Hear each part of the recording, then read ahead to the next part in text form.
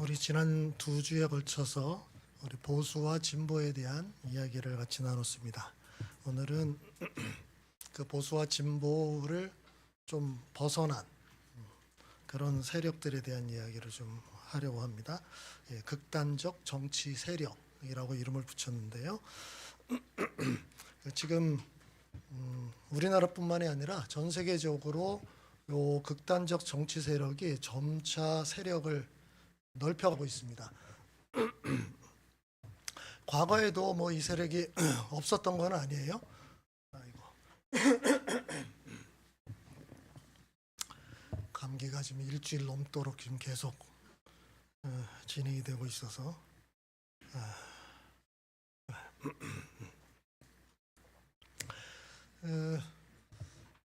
한쪽에서는 좀 왼쪽으로 너무 치우쳐서 간 세력들이 있었죠. 그 대표적인 것이 예전에 러시아 혁명을 주도했던 그런 세력들.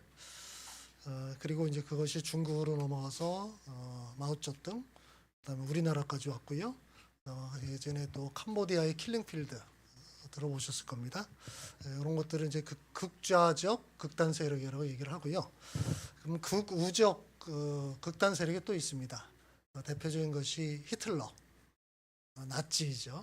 그들은 민족주의적인 성향을 바탕으로 그쪽으로 이제 나간 거고요.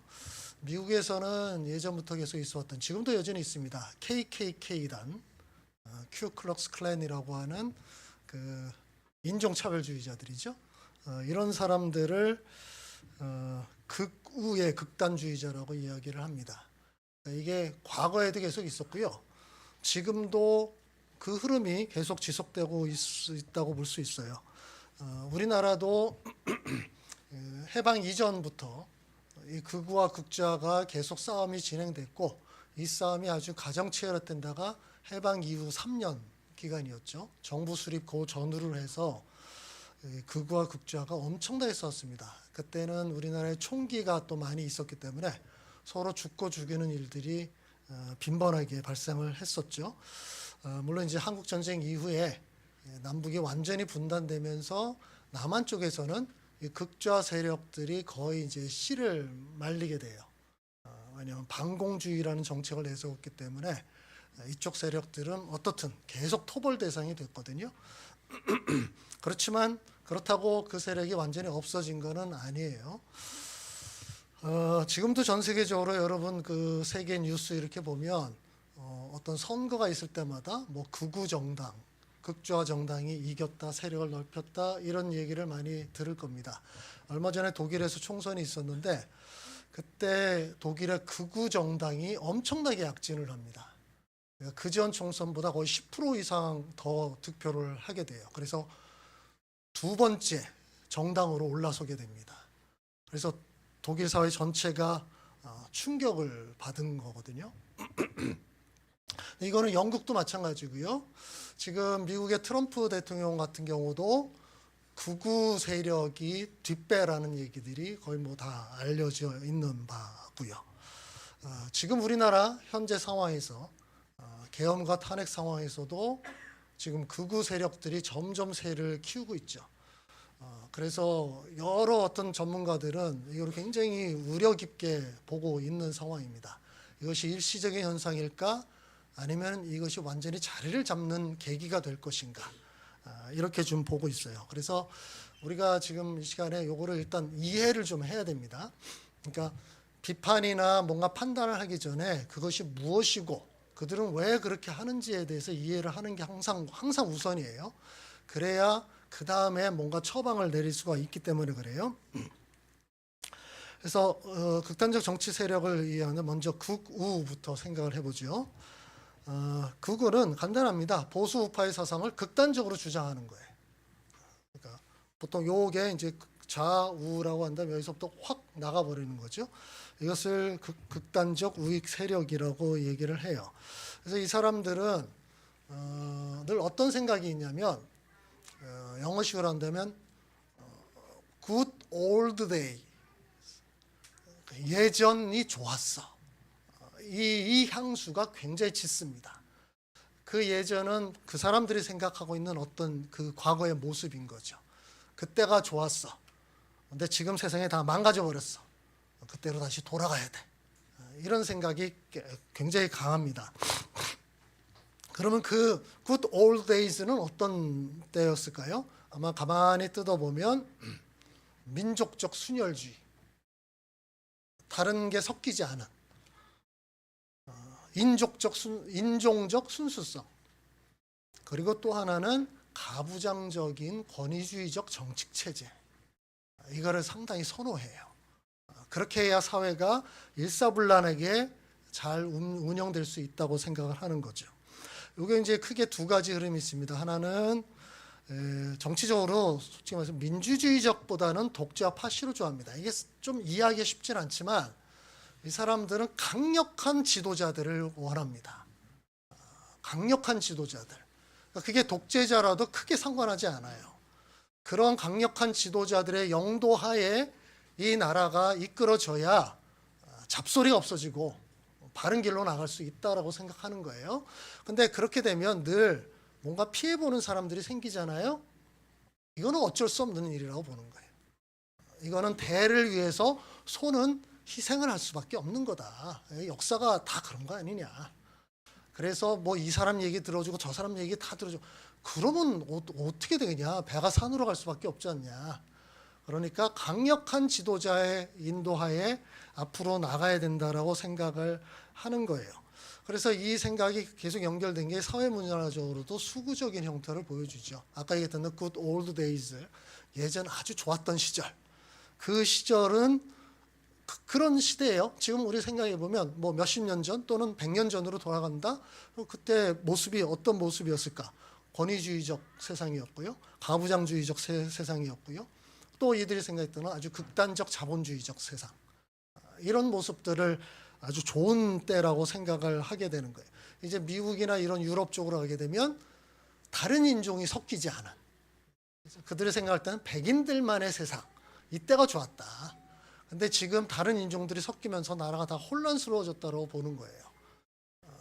이런 배경 속에서 지금 극우 정당들은 그런 다른 민족들을 밀어내는 정책을 계속 쓰는 거거든요. 그러니까 이게 그들 때문에 지금 우리나라가 망가지고 있다고 보기 때문에 그래요. 그래서 바로 연결이 되죠. 사회의 모든 문제의 원인은 도대체 뭐냐? 오랫동안 이어져 온 전통이 깨진 거다. 자본주의를 좀먹는 공산주의 혹은 사회주의, 가부장적 사회 질서를 깨는 여성운동, 인권을 내세워서 기존의 사회 질서를 깨뜨리려는 시도들, 그러니까 반인권적인 거죠. 이런 흐름들, 이것들이 다 사회를 혼란스럽게 만들어버렸다는 거예요. 그래서 그것들을 다 제거하면 사회가 심플하게, 간단하게 앞으로 나아갈 수 있다고 생각을 하는 겁니다. 그리고 바로 이어서 아까 얘기했던 대로 외부의 사람들이 계속 들어왔기 때문에 우리가 힘들어졌다. 그래서 그들을 추방하거나 더 이상 추방하지 못한다면 더 이상 들어오지 못하게 막아야 된다. 이런 생각들이 있는 겁니다. 그러니까 그 외부인들에 대한 시선이 그런 거예요.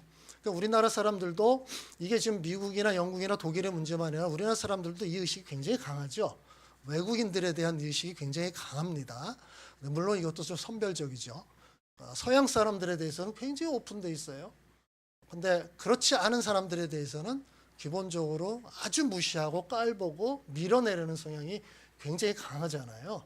그들은 우리 사회에 전혀 혜택을 주지 않는다라는 생각 때문에 그래요.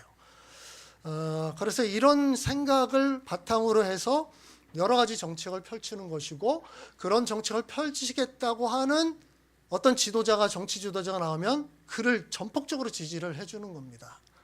그 사람이 우리 사회를 바르게 만들 수 있다라고 생각을 하는 거예요. 극좌는 어떤 사람들인가? 이제 반대쪽으로 가게 되겠죠. 이 사람들은 이제 진보주의의 사상을 극단적으로 주장한다고 보면 되겠죠. 그래서 이들의 가장 중요한 거는 뭐냐면 극단적 평등주의입니다. 우리 세상은 너무 위계 질서가 많다. 이걸 그냥 한 번에 다 깨뜨려 버려야 된대요. 우리는 모두 다 평등한 사람들이야. 그 평등한 세상을 만들어야 돼 라고 생각하는 거예요. 근데 보통 진보주의자들도 이거 주장하잖아요, 평등. 근데 그게 만족하지 못하는 거예요. 그들이 어정쩡하게 주장한다고 보는 거예요. 그래서 이 사람들은 극단적으로 그런 세상을 만들기 위해서는 어떤 방법밖에 없죠? 혁명이라는 방법밖에 없어요. 세상을 다 뒤집어 엎어야 된다는 거예요. 그래서 프롤레타리아 혁명, 그들이 내세운 게 뭐죠? 모든 인민이 평등한 세상을 꿈꾸는 거. 그래서 그런 질서들을 다 없애려는 시도를 계속 하는 겁니다. 그러니까 진보주의적 성향을 가진 사람들이 이런 그 마음이 강한데, 여기서 이제 한 단계 더 나가서 그렇게 애매모호하게 주장하면 안 돼. 확실하게 주장해야 돼라고 이제 생각을 하는 거죠. 여기도 크게 두 가지 흐름이 있다고 얘기를 합니다. 첫 번째는 프롤레타리아 독재를 통해서 사회 평등을 성취하려는 전통적인 공산주의자들이 있죠. 20세기가 바로 이런 사람들이 약진했던 거예요. 두 번째는 아예 이런 정치 체제는 의미가 없어. 그거는 들어오면 어차피 또 거기에 권위주의가 들어오게 되고 계층이 만들어진다. 그래서 그 모든 거를 다 깨부수는 건 아나키스트, 무정부. 그런 게 있으면 그게 무엇이든지 간에 다 이 평등을 깨버린다. 그래서 아나키스트, 지금도 여전히 아나키스트들이 있습니다. 무정부주의에 관련된 책들이 지금도 계속 나오고 있어요. 물론 지금 그거를 혁명적으로 하자라고 하는 사람들은 별로 없는데, 이게 뭐냐면은 그런 이야기를 자꾸 함으로써 이쪽에 있는 사람들을 조금이라도 좀 이쪽으로 끌어당기는 효과가 있거든요. 그 의도로 이거를 계속 주장하는 사람들이 있습니다. 이렇게 이제 극우와 극좌는 보수와 진보, 우파와 좌파의 생각을 양쪽에서 더 극단적으로 이제 주장하는 거거든요. 근데 재미난 것들은 양쪽이 나름 공통점이 있어요. 우리 늘 일상적으로 이제 극과 극은 통한다. 극과 극은 통합니다. 역사를 보면 그런 부분들이 굉장히 많아요. 이게 제가 이제 일반적으로 몇 가지를 얘기를 할 텐데, 이게 모든 극우와 모든 극좌에 다 해당되는 건 아니지만 일반적으로 이런 특성을 양쪽 다 가지고 있다라고 생각하시면 되겠는데요. 첫 번째는 별로 그렇게 합리적이지 않아요. 그 사람들이 주장하는 게. 주장이 센 것만큼 토대가 단단하지 않습니다. 그게 이제 토론에서 들어가다 보면 이건 너무 비현실적인데? 이게 돼? 이게 말이 돼? 이런 질문을 끊임없이 할 수밖에 없어요. 그러니까 목소리는 엄청 큰데 막 강력하게 막 주장을 해요. 그게 맞아? 그게 되는 거야? 이런 생각들이에요. 극보수, 극우 쪽을 이제 비판할 때 많이 쓰는 말들이, 이 사람들은 좀 문제가 있어. 근데 나는 그냥 보수적이고 보통 우파적인 사람들 정도는 내가 용납할 수 있어. 그럴 때 많이 동원되는 게 뭐예요? 합리적 보수주의자라는 말을 많이 쓰죠. 그죠? 합리적 보수주의자. 그건 지금 뭐하고 비교한 거예요? 비합리적 극우주의자가 있다는 얘기잖아요. 그래서 그들과 구별을 짓기 위해서 합리적 보수주의자. 그러면 이 사람들하고는 토론도 되고 어떻든 의견을 조정해 갈 수도 있고 또 타협을 할 수도 있고 하나 주고받고 뭐 할 수도 있는데, 이쪽 완전히 간 사람들은 그게 안 통하는 거예요. 대화가 안 통하는 거예요. 말이 안 통하는 거예요.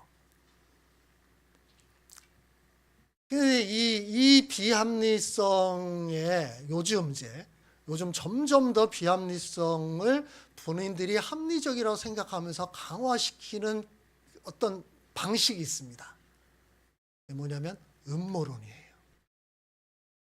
음모론에 기초해서 자신의 생각을 강화시킵니다. 그러니까 그들의 세계관 속에서는 이건 팩트야. 근데 밖에 있는 사람들 볼 때는 너무나 얼토당토하나, 말도 안 되는 거예요. 근데 그들은 굳건히 확신하고 있어요. 그 세계관 속에서 있기 때문에 그래요. 그래서 이 극으로 가는 사람들에서 자기 확신이 훨씬 강하고, 그러니까 가운데 있는 사람일수록 자기 확신이 별로 없어요. 중도, 제가 뭐라 그랬죠? 이도 아니고 저도 아니고, 이쪽에 붙었다, 이쪽에 붙었다. 너 이기는 쪽 어디야? 내가 붙을게. 뭐 이럴 수 있는 사람들이에요. 확신이 별로 없어요. 근데 이쪽으로 가면 갈수록 확신의 정도가 점점 더 커집니다. 근데 확신의 정도가 커지면 커질수록 합리성은 점점 상실할 수밖에 없어요. 여러분 누구 말다툼 할 때도 목소리를 막 키워서 막 쏟아내면 나중에 자기가 무슨 말 하는지도 몰라요. 그냥 이기려고 막 소리를 지르는 것 뿐이지 점점 논리성을 상실해요. 차분히 조용히 천천히 이야기해야 여기에 논리성이 들어가는데 악을 쓰게 되면 이제 논리성이 점점 사라져 버립니다. 이게 양극단에 있는 사람들의 모습인 거예요. 지금 우리 사회도 계속 이렇게 되는 거예요. 그래서 가끔 무슨 토론 프로그램에서 이런 극우와 극자 이런 사람들이 나오게 되면 반대편에 있는 사람이 답답해 죽어. 아니 말이 안 되니까 막 열불을 내놓고는 이게 지금 토론하러 나왔잖아요. 디스커션을 해야 되잖아요. 디스커션은 이 사람 얘기를 하고 거기에 대해서 반론을 제기하고 거기에 대해서 또 답변하고 이렇게 하는데 계속 얘기하는데 딴소리를 계속해. 딴소리를. 이렇게 하면은 뭐가 또 와야 되는데 이 소리 했다. 저 소리 했다. 이 소리 했다. 그러고서 이게 논리적으로 이렇게 옳지 않습니다. 그건 난 상관 안 하고 그건 난 모르겠고 하고 막 자기 얘기를 막 쏟아내는 거예요. 막 열불을 막 이 사람만 죽어나는 거예요. 이 사람은 멀쩡해요. 상관없는 거예요. 논리성, 합리성이라는 게 본인에게 중요하지 않거든요. 나는 내 확신을 그냥 설파하고 싶은 거예요. 이런 식의 일들이 굉장히 많은 거예요. 그래서 이제 극우 쪽에서 전통적으로 비합리적인 예를 드는 것이 뭐냐면 인종적 우월성이거든요. 그렇죠? 역사를 보면 우리 민족, 우리 인종이 가장 우월해. 우리나라 사람들도 이 생각이 있습니다. 대한민국 사람이 인종적으로 아주 우수해라는 거를 어릴 때부터 여기저기서 많이 들어와요. 그런가요? 그래요? 그 생각을 혼자 하는 거는 뭐 나쁘진 않아요. 이걸 이제 표출해서 그걸 정책으로 바꿀 때 문제가 되는 거죠. 이렇게 출발했던 사람들, 그래서 나라가 완전히 망했다가 다시 살았는데 이게 독일 사람들이죠. 우리 아리안족, 세계에서 가장 우수한 이런 사람들. 이 민족적 우월성, 요게 이제 인종적으로 더해든 백인의 우월성 이렇게 들어가죠. 지금 세상은 거의 아직도 그 생각이 있죠. 백인이 가장 우월해. 흑인은 열등해. 그런 생각들. 예전에 흑인 노예를 이렇게 막 할 때 바로 이런 생각이 바탕에서 했거든요. 그래서 그 안에 어떤 사람들은, 극단적인 사람들은 흑인은 인간이 아니라고까지 생각을 했어요. 그냥 다른 동물의 하나라고 생각을 한 거예요. 인간을 닮은 어떤 동물. 근데 인간으로 취급한 사람도 이들은 모든 인간이 다 동등하지 않아. 다 서열이 있어. 그래서 그중에 기독교인들도 있었죠. 그래서 그 사람들은 흑인을 차별할 때 어떤 논리를 가져왔죠? 노아의 이야기 나오잖아요. 노아의 이야기, 노아가 그 포도주를 먹고 술 취해서 옷을 다 벗고 막 이렇게 있을 때 그 아들이 함이 이거를 보호해주지 않고 약간 좀 조롱하는 듯한. 그래서 노아가 나중에 정신 차리고 난 다음에 함에게 저주를 내리는 내용이 나오죠. 그래서 그 구절을 가지고 와서 함의 후예가 흑인이다. 그러니까 흑인들은 이렇게 저주를 받았기 때문에 백인의 노예가 되는 건 전혀 문제 없다. 이렇게 생각하는 거예요. 이게 오랫동안. 지금도 미국 백인들 중에서 이 생각을 가지고 있는 사람들이 꽤 많습니다. 여러분도 이 얘기 들어보셨어요? 이거 맞을까요? 또 성경적 근거가 있다 그러니까. 그래서 이거 답변을 잘 못해요. 근데 이거는 성경을 제대로 보지 못한 것이고, 그 다음에 그 인류학을 제대로 공부하지 않았기 때문에 그래요. 성경에 보면 노아가 누구를 저주하냐면 셈, 함, 야벳이 있잖아요. 함을 저주했다고 생각하잖아요. 아니에요. 성경 잘 보세요. 함의 아들인 가나안을 저주해요. 함이 아니에요. 가나안을 저주해요. 함의 아들이 여럿이 있었는데 그 중에 한 사람은 가나안을 저주합니다. 그러니까 이거는 전혀 다른 문제죠. 그 다음에 가나안을 저주하는데 이게 이제 인종학적 썼다고 봤더니 가나안 족속은 이미 멸종돼서 없어졌어요. 이들이 흑인으로 계승되지 않아요. 없어졌어요. 없어요. 허상을 가지고 와서 흑인에 덮어 씌워버리는 거예요. 그런 식으로 하면서 자기들이 흑인 차별하는 것을 정당화시켜버리는 이런 아주 비합리적인 이런 생각을 가지고 있는 거예요. 이 사람들은 공산주의를 굉장히 배격한다고 주장을 해요. 근데 솔직히 말해서 공산주의와 사회주의를 구분도 못해. 그게 뭔지 차이도 몰라요. 알려고도 하는 것 같지 않아. 더 심각한 건 뭐냐면 그들이 그렇게 신봉하고 있는 자본주의 안에 사회주의적 요소가 얼마나 많이 들어가 있다는 것도 몰라요. 그죠? 자본주의가 완전히 시장 논리에 모든 걸 맡긴다 이렇게 주장하잖아요. 보이지 않는 손에서. 그래요? 지금 우리 세상 그렇게 됩니까? 정부가 그냥 아무것도 안 하고 그냥 놔두나요? 그럴 리가요. 그러면 그 나라 경제 완전히 망합니다. 지금 그렇게 될 수가 없어요. 근데 무턱대고 그냥 자본주의 친시장 어쩌고 저쩌고 얘기를 해요. 지금 우리나라 간단하죠. 독과점 규제하고 있잖아요. 왜냐하면 그 폐해가 너무 크다는 걸 아니까. 아니 어떤 기업이 잘 돼서 시장을 싹쓸이 해버릴 수 있잖아요. 그럼 시장 논리에 한다면 가능한 거잖아. 이 사람이 100% 다 장악을 해버렸어. 경쟁 기업이 다 없어져 버렸어. 국가가 이걸 왜 규제를 해? 이 사람이 시장 논리에서 다 잘해서 그렇게 된 건데. 근데 이거는 반독점법에서 거의 모든 나라가 이거 규제를 합니다. 엄청나게 페널티를 물리고요. 그렇게 절대 못하게 막아버리거든요. 왜 그래요? 왜 여기에서 뭔가 평등한 거를 가지고 와요? 그런 요소들이 있어요. 여러분 지금 올 때 혹시 버스 타신 분 있어요? 버스 요금 우리나라가 비싸요? 싸요? 싼가요?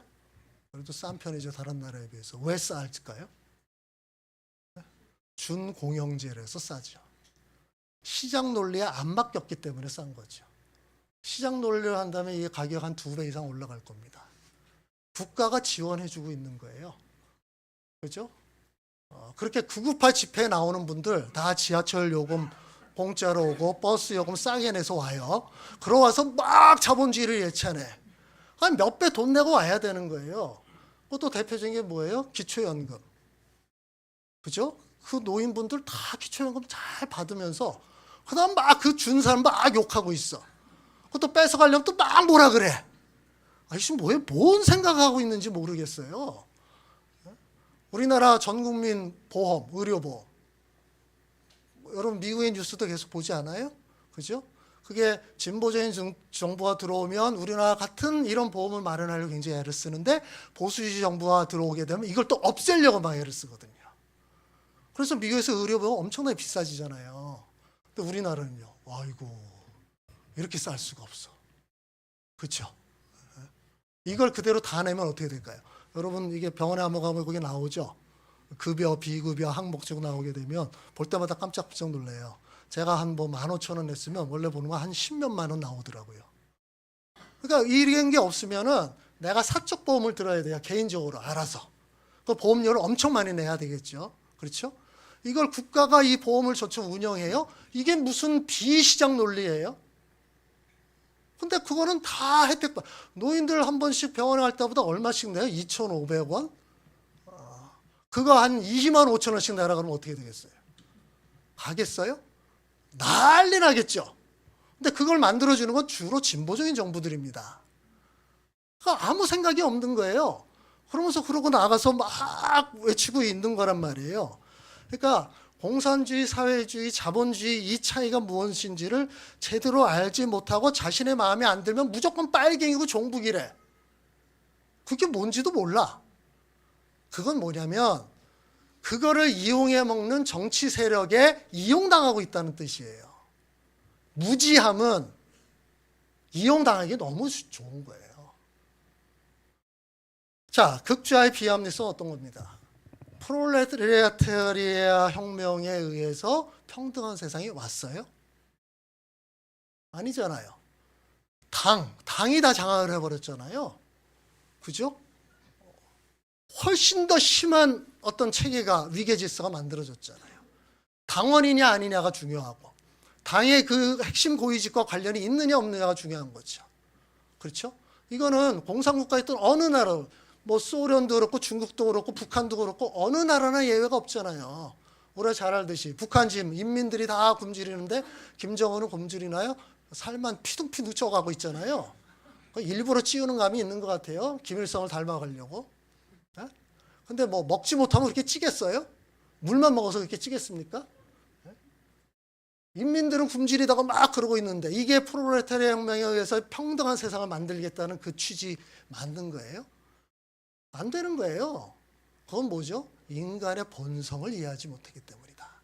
제가 진보주의에 대해서 비판할 때 그들은 인간을 너무 낙관적으로 본다고 비판했었죠. 인간은 죄인이에요. 자신의 권력이 조금만 쥐어지면 그걸로 이권을 챙기려는 시도들을 끊임없이 합니다. 이런 측면에서 인간이 만든 사회는 결코 완전한 평등한 세상을 만들 수가 없고요. 그 극좌들은 거의 대부분이 일당 독재를 합니다. 그게 효율적이라고 생각하는 마음이 있기 때문에 결국 부패하게 되죠. 그래서 그 부패가 극심하게 되니까 지금 그 나라들이 다 망해가는 것이고요. 또 그들이 인간의 어떤 본성 속에서 있는 욕망들을 무시해버리기 때문에 경제가 다 무너져 버린 거잖아요. 그래서 지금 순수한 이 프롤레타리아 혁명에 따른 공산주의 국가 지금 거의 없잖아요. 다 자본주의 요소를 다 받아들인 거 아닙니까? 그렇죠? 중국 같은 경우도 중국이 지금 사회주의 국가예요? 자본주의 국가예요? 공산주의 국가예요? 이게 뭐를 보느냐에 따라 다른 거예요. 시장이 이렇게 보면 완전 자본주의 같아. 근데 거기에 무슨 전대, 전인대 뭐 이렇게 한다 보면 완전히 일당 독재야. 지금 시진핑이 거의 종신으로 해먹는 시스템을 만들어 버렸거든요. 이게 뭐예요? 이게 처음에 모택동이 시작했던 그 모든 인민이 평등한 세상, 그 세상을 만든 건가요? 아니거든요. 그렇게 되지 않아요. 우리 지금 북한도 이게 말이 돼요? 그렇게 수십 년 동안 그 김일성이 내세웠던 것이 다 어디 갔어요? 그래서 초기에 토지개혁도 하고 뭐 이렇게 다 했잖아요. 그거 끝이에요. 그 다음은 완전히 남한보다 더 심한 위계 질서를 만들어 버렸고, 그로 인해서 제대로 자원이 분배가 되지 않는 이 시스템이 되어버렸잖아요.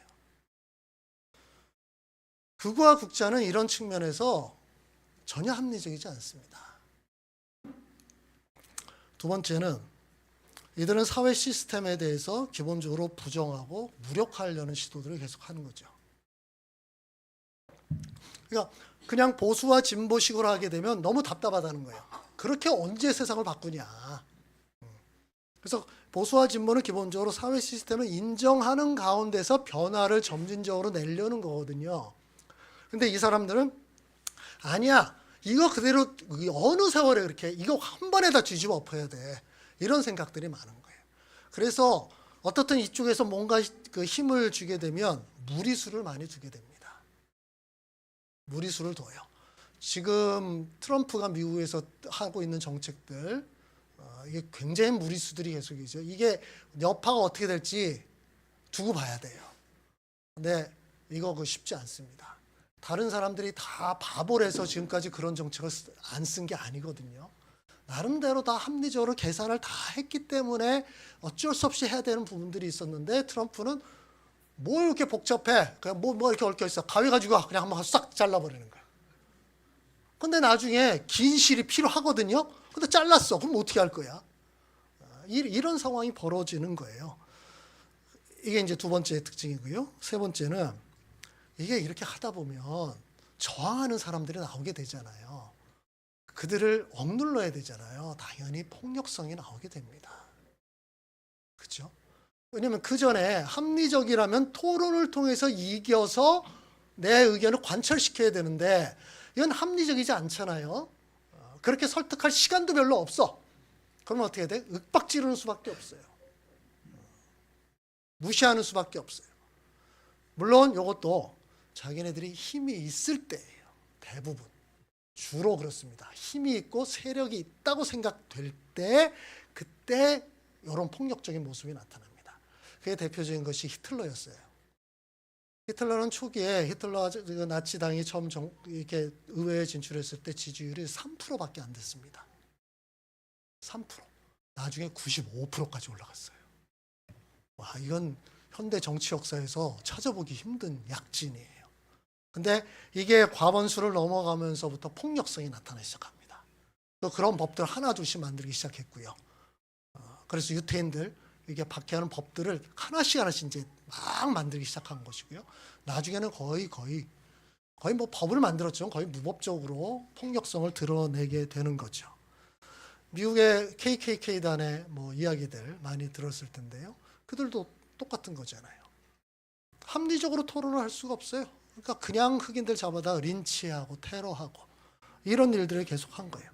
지금 우리나라가 요 비슷한 문제가 뭐냐면 외국인 노동자들의 지금도 계속 뉴스가 나오고 있어요. 외국인 노동자들을 학대하고 구타하고 이렇게 한다. 그러니까 그들의 약점이 있기 때문에 그 약점을 빌미로 그냥 억압을 해버리는 거예요. 이런 일들이 계속 벌어지고 있는 거죠. 이렇게 폭력성이 계속 나타납니다. 합리성이 없는 곳에 자리 잡는 게 폭력성이에요. 지금 우리나라 탄핵 정국에서 이 모습들이 계속 나타나고 있죠. 합리성이 사라지게 되면 폭력성이 나타날 수밖에 없어요. 저는 가장 중요한 게 뭐냐면 요 네 번째라고 봅니다. 극우든 극좌든 인간에 대한 존중이 별로 없어요. 그들은 목적의식이 너무 강해. 우리가 이거를 달성해야 돼. 그 가운데서 사람들이 죽거나 다치거나 어쩔 수 없지. 그거는 희생을 해야 되는 거야. 대를 위해서 소는 희생을 해야 돼라고 생각을 해요. 프롤레타리아 혁명을 위해서 100만 명이 죽어? 어쩔 수 없어. 우리가 정말 광명 세상을 만들려면 그런 세력들은 다 죽여버려야 돼. 그래서 캄보디아에서 킬링필드 수백만 명을 죽여버렸잖아요. 눈 하나 깜빡하지 않고도 죽여버립니다. 그들은 더 나은 세상을 위해 방해가 된다고 생각을 하기 때문에 그렇게 그냥 죽여버리는 거예요. 다른 민족이나 다른 인종, 다른 종교를 가진 사람들을 동료 인간으로 생각하지 않습니다. 그래서 그들이 죽거나 다치거나 쫓겨나서 비인간적인 삶을 사는 거 별로 뭐 신경 쓰지 않아요. 지금 이스라엘에 보여주는 극우적 형태도 똑같은 거예요. 팔레스타인 사람들이 수십만 명 죽고 그들이 지금 지구상에서 최악의 생활 형편이거든요. 아무 상관없어요. 그들을 동료 인간으로 생각 안 하기 때문에 그래요. 그냥 우리를 위협하는 어떤 세력, 이런 세력 정도로만 생각하기 때문에 그들이 뭐 몇만 명이 죽든 몇십만 명이 죽든 아무 상관없어요. 이런 부분이 이 극우와 극좌가 공통적으로 가지고 있는 부분들입니다. 그러면 이제 우리는 어떻게 해야 될까? 크게 두 가지만 얘기를 해보도록 하겠습니다. 첫 번째는 저는 이 부분이 굉장히 중요하다고 봅니다. 합의된 법과 질서를 깨뜨리려는 과격파 시도는 거부를 해야 돼요. 이게 한 사회를 유지하기 위해서 정말로 중요한 겁니다. 자, 예수님의 예를 한번 들어볼게요. 자, 요게 이제 오병이어의 기적을 베푼 후에요. 사람들이 아무것도 없었는데 배불리 먹었거든요. 더군다나 5천 명이 넘는 사람들이. 그러니까 야, 이거는 됐다. 예수님을 왕으로 세우면 되겠다. 두 가지 목적이 달성되겠죠. 이런 분이 왕이 되면 로마의 압제로부터 벗어날 것이고 우리는 진짜 잘 먹고 잘 사는 나라를 만들 수 있을 거야. 그래서 예수님은 어떻게 합니까? 억지로 모셔다가 왕으로 삼으려고 했어요. 예수님이 그걸 알고 산으로 피신하신 거예요. 샥 가보셨어요. 사람들은 그런 걸 꿈꿉니다. 근데 예수님은 아니야. 내가 가져올 나라는 그런 식으로 어떤 힘에 의해서 움직여지는 것은 아니야라고 하는 거예요. 이게 이제 좀 더 분명히 나타난 게 예수님이 로마 군병들한테 잡히실 때, 그때 베드로가 여기서는 한 사람을 하는데 이게 베드로가 대제사장의 종, 이름이 말고라고 나와요. 그 사람의 칼을 휘둘렀어요. 근데 어떻게 하다가 그 사람이 피하다가 여기 이제 맞은 거예요. 그래서 귀가 잘라져 버렸죠. 그래서 예수님께서 그 귀를 주어서 다시 또 치료를 해줍니다. 그러고 나서 하신 말씀이 내 칼을 칼집에 도로 꽂아라. 칼을 쓰는 사람은 모두 칼로 망한다. 이게 또 다른 말로, 요 안에 들어가 있는 다른 말로 뭐냐면 네가 칼을 쓰면 저 사람도 칼을 쓰고 그러면 서로 칼을 쓰다가 같이 망한다는 그 뜻이에요. 우리 인간 사회에서는 그렇게 하면 안 된다라는 이야기를 하고 있는 거예요. 폭력은 필연적으로 또 다른 폭력을 낳습니다. 그렇지 않아요? 기독교는 칼의 종교가 아니라 대화와 설득의 종교예요. 이슬람도 그쪽에 그 주류인 사람들은 자기네도 평화의 종교라고 주장합니다. 우리는 결코 칼의 종교라고 그렇지 않아요. 그런데 이슬람 역사 1500년 역사를 보면 거의 칼의 역사였죠. 그렇죠? 그래서 그들의 말을 별로 믿지 않아요. 자, 그럼 기독교는요? 기독교 2000년 역사는 칼의 역사예요? 대화와 설득의 역사예요? 피장파장이죠. 실제 나타나는 것은 기독교도 칼을 들고 선교를 한 거예요. 대표적인 것이 어디예요? 중남미잖아요. 중남미의 정복 세력의 뒤에 선교사가 뒤따라 들어갔어요. 그래서 앞에 있는 사람들, 그 나라를 정복하려는 사람들은 한쪽에서는 명분이 있어야 되는데 이 미개한 민족들을 기독교화 시켜야 된다는 것을 명분을 내세운 거예요. 그래서 그들을 엄청나게 죽이면서 정복을 해버렸잖아요. 그리고 그 뒤에 가톨릭 사제들이 들어가서 성당을 만들고 그들을 교회로 강제로 들어오게 되고, 그래서 그들이 거의 다 가톨릭 국가가 되어버렸잖아요. 그러니까 예수님께서 가르치신 이 말씀들을 실제로 기독교인들이 안 했던 거죠.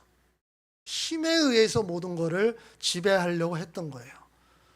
그런데 하나님은 결코 그런 방법 쓰지 않습니다. 자, 하나님께서 사람을 기독교인으로 만들려면 그냥 쉽게 만들 수 있겠죠? 사람의 마음을 얼마든지 바꿀 수가 있잖아요. 근데 성경에 보면 뭐라 그럽니까? 하나님은 전도라는 방법을 사용하셔서 사람을 예수를 믿게 할 거다. 그죠? 전도라는 방법. 전도는 뭐예요? 설득하는 거잖아요. 대화를 통해서 예수를 믿어야 되지 않겠니? 예수를 믿는 게 좋아. 이런 거죠. 이런 방식을 통해서 복음을 전하도록 하신 거예요. 근데 거기 굉장히 재미난 표현이 나오죠. 전도라는 어떤 방법? 미련한 방법이래요. 별로 효과적이지 않은 방법이란 뜻이에요. 그죠? 효과적이지 않죠. 칼을 들이대면 효과적이에요. 너 예수 믿을래 안 믿을래? 안 믿으면 죽여버려. 그럼 뭐 믿죠 뭐. 그래서 중남미가 다 기독교 국가 됐어요. 하나님은 어떤 방법 쓴다? 이런 방법 안 쓴다. 그 사람의 약점을 붙들고서 폭력적으로 교화시키는 이런 방법 아니다. 설득을 한다. 그 사람도 주체적인 인간이기 때문에 이런 방법을 쓴다라고 얘기한 거예요. 그래서 기독교는 대화와 설득을 하는 종교예요. 이게 굉장히 기본적인 부분입니다. 이게 좀 더 나가면 국가에 대한 얘기도 성경에 계속 나오는데 그것도 기본적으로 질서를 지켜야 된다는 얘기가 전제가 돼 있어요. 질서라는 거예요. 로마서 13장, 이거 굉장히 유명한 구절입니다. 자, 이 구절은 좀 길지만 같이 한번 읽어보도록 합시다. 사람은 누구나 위에 있는 권세에 복종해야 합니다. 모든 권세는 하나님께로부터 온 것이며 이미 있는 권세들도 하나님께서 세워주신 것입니다. 그러므로 권세를 거역하는 사람은 하나님의 명을 거역하는 것이요 거역하는 사람은 심판을 받게 될 것입니다. 치안관들은 좋은 일을 하는 사람에게는 두려울 것이 없고 나쁜 일을 하는 사람에게만 두려움이 됩니다. 권세를 행사하는 사람을 두려워하지 않으려거든 좋은 일을 하십시오. 그러면 그에게서 칭찬을 받을 것입니다. 권세를 행사하는 사람은 여러분 각 사람에게 유익을 주려고 일하는 하나님의 일꾼입니다. 아주 대표적인 정치에 관한 말씀인데요. 여기에 사람은 누구나 위에 있는 권세에 복종하라고 얘기를 하고 있죠. 그리고 그것도 기본적으로는 하나님으로부터 온 거다. 그 다음에 좀 내려가면 권세자들의 역할이 나옵니다. 쭉 내려가면 그 권세 치안관들은 좋은 일을 하는 사람에게는 두려울 것이 없고 나쁜 일을 하는 사람에게만 두려움이 됩니다. 이게 무슨 얘기예요? 치안관을 하나님께서 세우신 주된 이유가 이거라는 거예요. 이거를 우리 시간은 권선징악. 치안관들은 좋은 일을 하는 사람은 상을 주고 나쁜 일을 하는 사람을 벌을 주는, 하나님께서 그래서 이런 질서를 세우셨다라고 이야기를 하는 거예요. 그러니까 너희가 좋은 일을 하면서 잘 지내라. 자, 요 로마서예요. 요거를 언제 기록을 했을까요? 시대적 배경. 자, 이스라엘 백성들에게 또는 그 당시의 기독교인들에게 로마 시대에 로마의 황제 가이사 시저죠. 그 제국주의 시대에 어떤 면에서 이스라엘 사람들은 식민지 시민이었어요. 그들에게 주는 얘기예요. 너희 기본적으로 너희 안에서 우리가 지난번에 봤듯이 혁명가들도 있을 수 있고 모두 있을 수 있겠지만 기본적으로 기존 질서에 대해서 존중하는 마음을 가져라. 이 얘기를 지금 하고 있는 거예요. 그래서 이 얘기를 혁명적인 성향을 갖고 있는 사람들은 정말 싫어합니다. 이거는 기존 질서를 그냥 무조건 옹호하는 듯한 말씀처럼 보이거든요. 그래서 이거 그쪽 정치 신학이나 이런 쪽 연구하는 사람들이 아주 싫어해요. 이거는 사도 바울이 뭔가 헷가닥 해서 잘못 쓴 거다. 어떻게 그럴 수가 있냐. 아주 싫어해요. 전에 얘기했던 대로 출애굽기로 굉장히 좋았다고 그랬잖아요.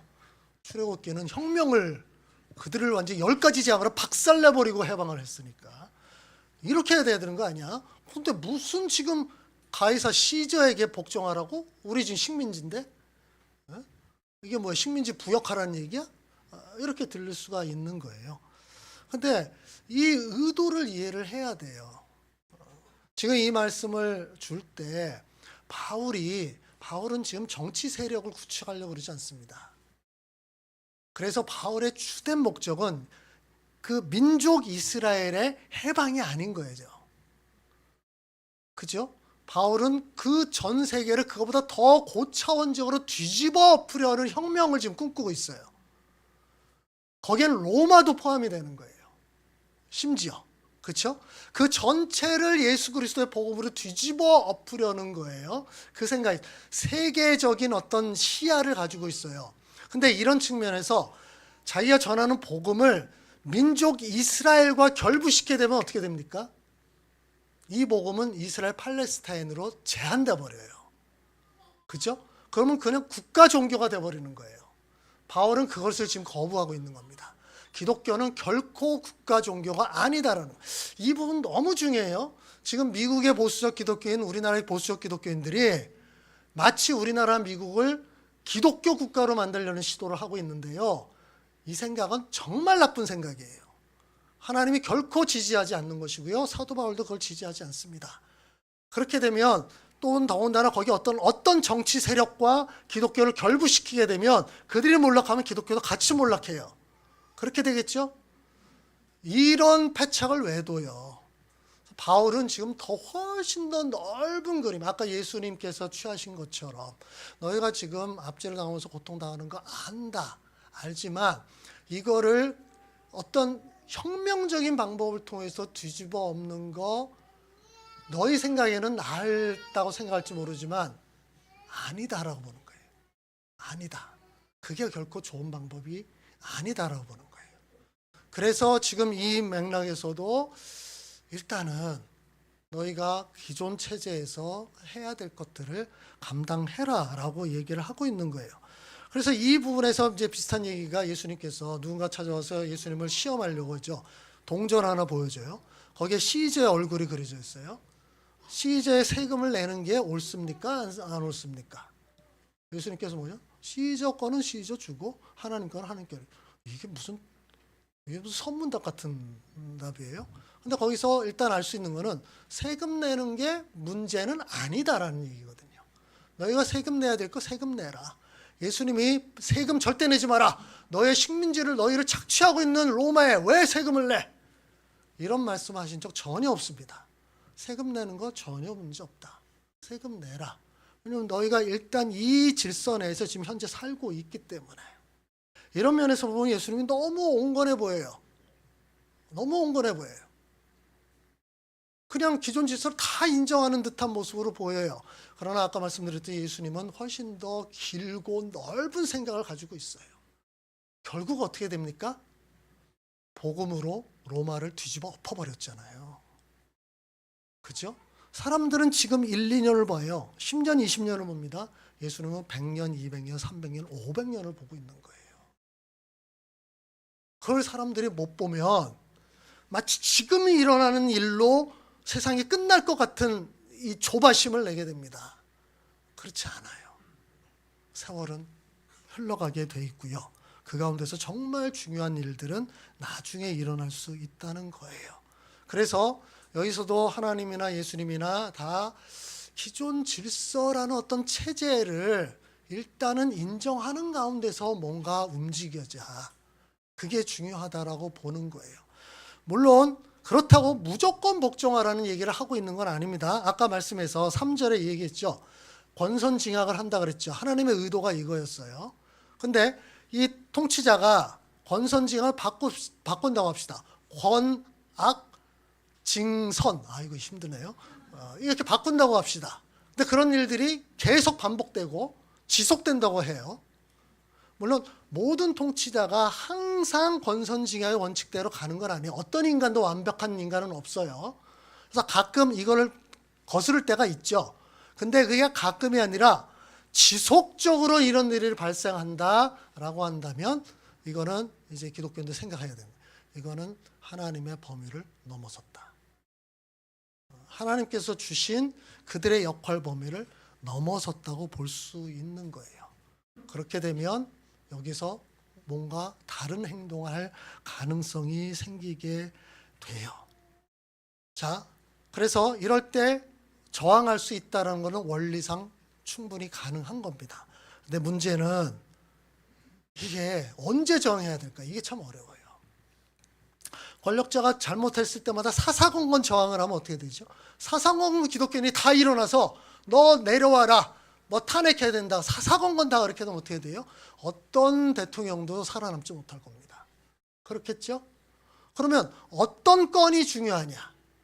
어떤 건은 좀 더 기회를 주고 참고 넘어가고 이래야 될까? 이거 판단해야 되는 거잖아요.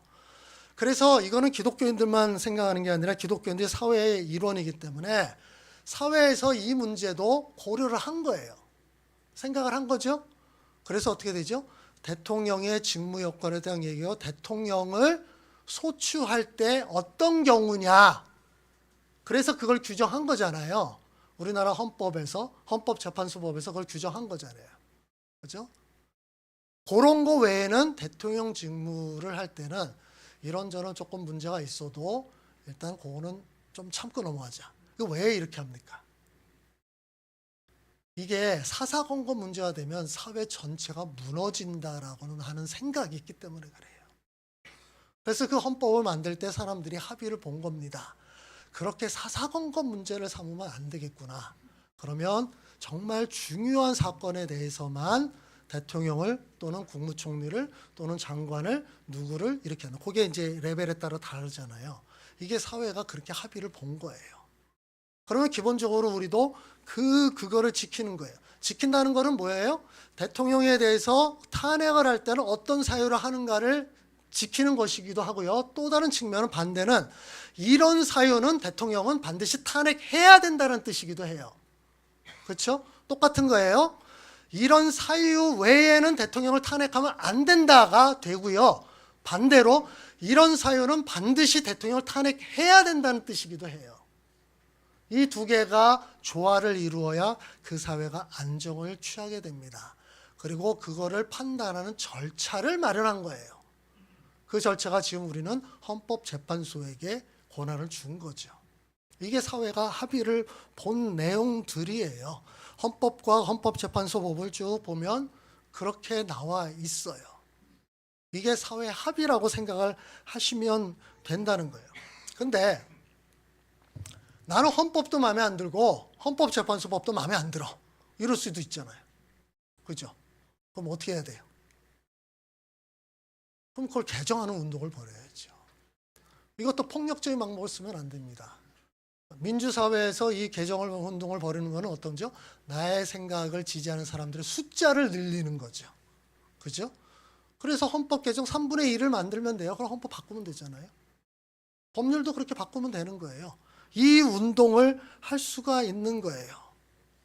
근데 이 운동이 합법적으로 할 수도 있지만 약간 너무 말이 안 통하니까 그냥 거리에 나와서 어떤 약간 비합법적, 불법적으로 운동을 할 수도 있어요. 근데 불법적으로 운동을 할 때도 폭력은 절대 안 되는 것이고요. 불법적으로 운동을 할 때 법에 저촉을 되는 거잖아요. 불법적인 행동이니까. 그러면 법에 의해서 나를 구속을 하거나 형벌을 내릴 때는 기꺼이 받아야 되는 거예요. 이게 시민불복종 운동의 핵심 원리입니다. 절대로 이런 운동을 하더라도 폭력적인 것은 사용하지 말자. 민주사회에서는 폭력이라는 걸 이미 배제해버린 거예요. 그리고 네가 불법을 행했으니까 처벌한다 그러면 처벌 기꺼이 받아라. 이게 여러 장점이 있습니다. 그렇게 되면 또 나를 지지하는 사람들이 더 늘어나거든요. 결국 목적은 뭐예요? 법을 바꾸는 거잖아요.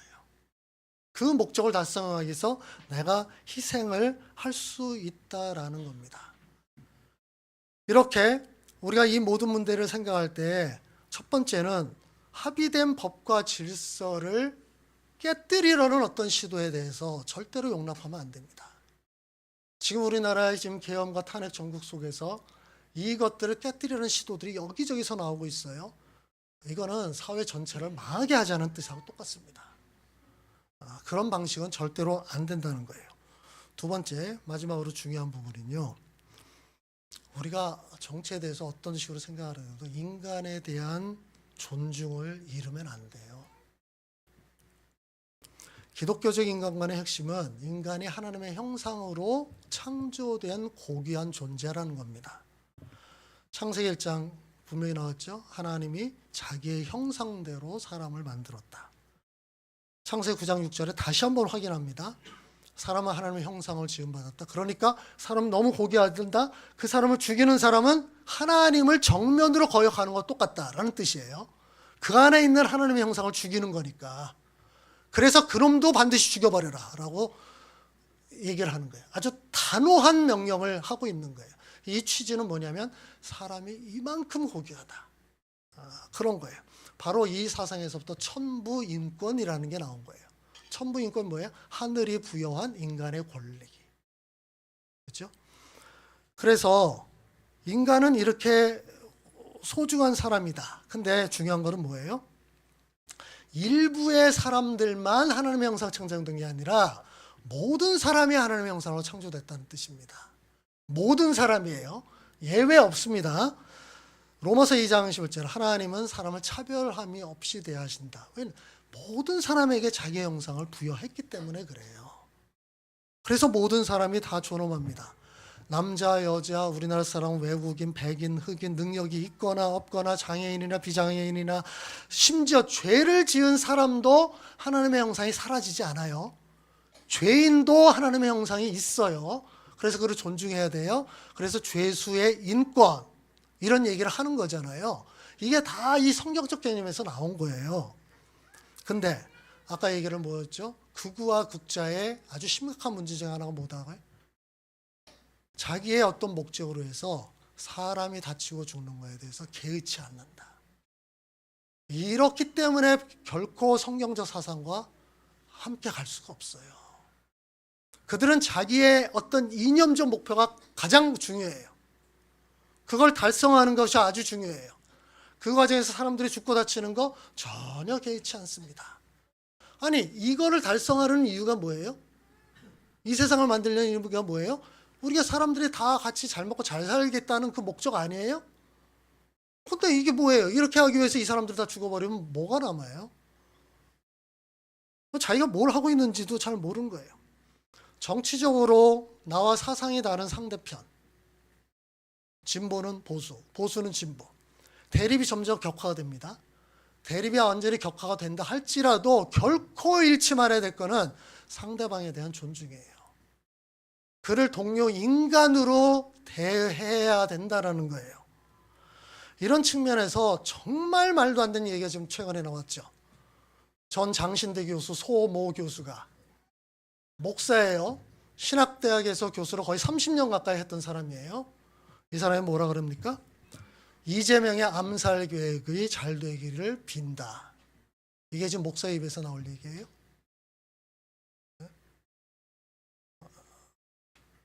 이건 그냥 일반인들이 얘기를 해도 이건 암살 사주와 똑같은 거잖아요. 그러니까 이재명을 미워할 수 있어요. 싫어할 수 있어요. 그걸 죽여야 돼요? 살인죄를 저질렀습니까? 학살했어요? 이런 사람도 또 재미난 거는 그렇게 수천 명을 학살한 전두환에 대해서는 굉장히 너그럽다는 거예요. 목사가 이런 얘기를 하면 안 되는 거예요. 심지어. 그럼 신학교에서 뭘 가르쳤어요? 도대체? 참 제가 더 얘기를 하고 싶지만 참습니다. 그 학교에 대해서 더 얘기를 하고 싶지만 참습니다. 이게 아니 그 신학 교수는 창세기 1장에 나오는 모든 인간을 하나님이 존엄하게 창조했다는 창세기 1장도 안 봤어요? 예? 기독교의 출발점 그것도 잃어버린 거예요? 도대체 뭘 연구를 했어요 평생 동안? 아무리 사상적으로 나와 다르다고 할지라도 그를 죽이기를 그게 성공하기를 빈다. 이게 지금 할 말이에요? 아무리 나와 사상이 다르고 입장이 다르고 한다 할지라도 최후에 지켜야 될 선이 있습니다. 예전에 제세례파가 박해를 많이 받았거든요. 그래서 그 당시에 주류 기독교도 그렇고요. 주류 사회에서 제세례파를 다 잡아서 죽이는 일들을 계속했습니다. 그래서 제세례파를 계속 도망 다녔어요. 엄청나게 도망을 많이 다녔는데 한 사건이 있었습니다. 겨울에 이렇게 막 도망가고 이제 추적조가 쫓아가고 있는데 호수가 얼었으니까 호숫가를 얼은 데를 막 도망갔어요. 그래서 도망갔습니다. 숲속으로 들어갔는데 추적하는 사람이 호수를 건너다가 약간 좀 덜 언 곳에 빠져버린 거예요. 그래서 막 허우적 떠면서 된 거예요. 도망갔던 이 제세례파 사람이 이 소리를 들은 거예요. 그럼 어떻게 해야 돼요? 그는 자기를 잡아서 죽이려고 쫓아오는 사람이었어요. 이 사람이 돌아와서 그 사람을 구해줍니다. 그 다음 어떻게 됐을까요? 다시 잡혀서 죽었어요. 자기는 이 사람을 구해줬는데 어떻든 그 당시의 법은 이 사람을 잡아서 그래서 죽었어요. 제세례파에서 오랫동안 전해오는 이야기예요. 그들은 자기를 죽이려는 사람조차도 인간으로 대우하려는 마음을 잃지 않았다는 거예요. 최소한 우리 기독교인은 이런 마음을 잃어버리면 이거는 하나님을 제대로 안다고 얘기를 할 수가 없어요. 그냥 기독교인이나 딱지를 떼면 좋을 것 같아. 온 나라가 지금 보수와 진보가 대립이 되면서 점점 대립이 격화되고 있습니다. 그래서 상대방에 대한 존중도 점점 사라지고 있어요. 여기저기서 폭력적인 사태가 발생하고 있고요. 너무 우려스러운 상황입니다. 이런 가운데서 우리가 서로 토론하고 뭐 이렇게 저렇게 대립을 할 수는 있지만 마지막으로 지켜야 될 선, 사회 질서를 존중하는 것과 나와 의견이 다른 사람들을 인간으로 대우를 하는 것, 이 두 가지는 잃지 말아야 됩니다. 그게 두 가지가 무너지는 순간 사회의 모든 사람이 피해자가 돼요. 모든 사람이 망하게 됩니다. 그거를 막아야 되는 거예요. 우리 기독교인들은 어느 쪽에 있든지 간에 이 두 가지를 지키면서 막기 위해서 애를 써야 되는 사람이 됩니다. 그래서 기독교인을 일컬어서 피스메이커라고 얘기를 해요. 자기의 견해를 버리라는 뜻이 아니에요. 자기 입장이 있을 수 있어요. 그러나 이 틀 안에서 움직이도록 그런 피스를 지키기 위해서 노력을 해야 된다는 거예요. 우리가 그런 마음으로 좀 임했으면 좋겠고요. 또 그런 지금 우리나라 상황이 될 수 있도록 좀 기도했으면 좋겠고요. 그렇게 나아갔으면 좋겠다라는 마음을 갖게 됩니다. 같이 기도합시다. 이 시간에 우리나라를 위해서 같이 기도했으면 좋겠습니다. 갈수록 좌와 우의 대립이 격화되고 있고요. 그 가운데서 극자 극우 세력들이 점점 더 많아지고 있는 이 상황입니다. 이렇게 하게 되면 우리 사회가 어떤 혼란으로 혼돈으로 들어갈지 모르겠습니다. 우리가 사회에 합의된 질서를 지키려는 마음이 있었으면 좋겠고요. 나와 생각이 다른 사람도 인간으로 존중하려는 마음이 있었으면 좋겠습니다. 그런 사회, 그런 시민들을 낼 수 있도록 우리나라를 위해서 우리 다 함께 마음 먹어 기도하겠습니다.